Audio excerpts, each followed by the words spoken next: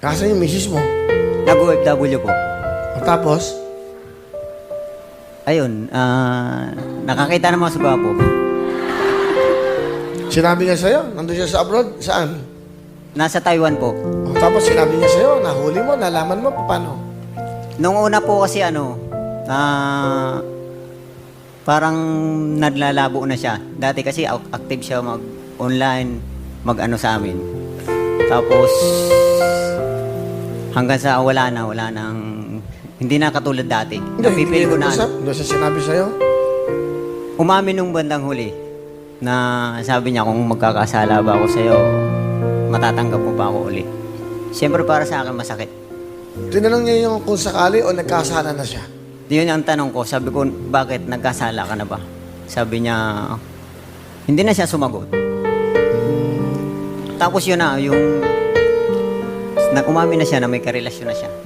Hanggang sa pag-uwi rito, sinama sa bahay. Ha? Ano? Sinama pa sa bahay niyo? Opo. Pilipino? Pero nagpaalam po siya sa akin na bak pwedeng isama ko dyan. Kasi nga, hihiramin daw yung bunso namin. Pumayag po ako.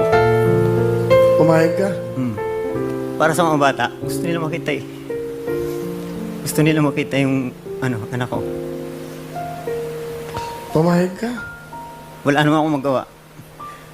Kasi talagang kahit ano bang sabihin ko, ayaw niya na eh. Pumayag na lang po ako. So nakita mo yung lalaki? Opo, pinapasok ko po sa bahay. Sabi ko, pumasok siya. Kasi hindi po siya pumapasok eh. Tapos yung pinakilala po sa anak ko, masakit. Kasi nakakapanghinayang. Almost 16 years po kaming nagsama eh. Dahil dun sa pangarap namin. Bakit mo siya pinayagan kasi mag-abroad? Na dapat ikaw na lang ang umalis para yung mga anak mo may kalinga ng isang ina. Ayaw ko nga rin sana nung una dahil may trabaho naman kami parehas dito. Bakit? Ano? Rason niya ba't umalis siya? Siguro dahil nagtrabaho sa sa isang nagkaayaan sila. Ngayon nagpaalam sa akin ng maayos. O, nangyari na yun. Nandun sa bahay mo. Ano sabi ng lalaki? Hindi umiimik. Hinayaan ko rin lang.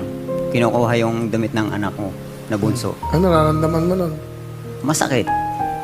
Kasi siyempre nakakapanghinayang. Sobrang nangihinayang. Kahit hanggang ngayon. Pero unti-unti nang Pero nakaari ngayon ko. ba may asawa ka? Wala po.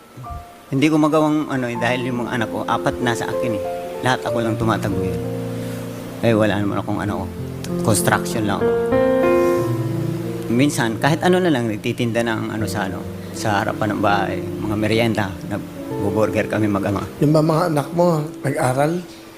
Opo, yung isa po, kakikinder lang ngayon. Yung 6 years old, yung bunso.